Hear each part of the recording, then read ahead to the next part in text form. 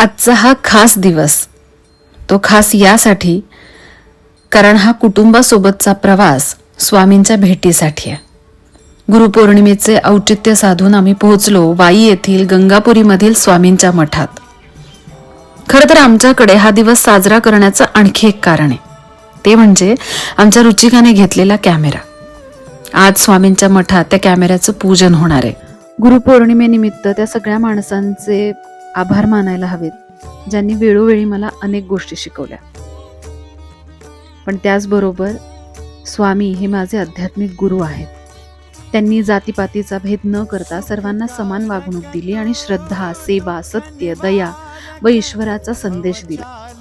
भगवंताचे नामस्मरण करा, कोणाचाही द्वेष करू नका, गरजूंना मदत करा, सत्य आणि प्रामाणिकपणाने जीवन जगा, संकटातही देवावर विश्वास ठेवा, हीच स्वामींची शिकवण आम्ही आत्मसात केली आणि अजूनही करतोय.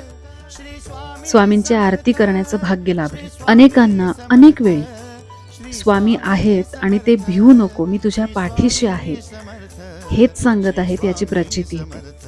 मलाही खूप वेळ आली. कायम वाटतं की मला संयम शिकवण्याचं काम स्वामी करतात. आजच्या खास दिवशी रुचिकाचं कौतुक व्हायलाच हवं.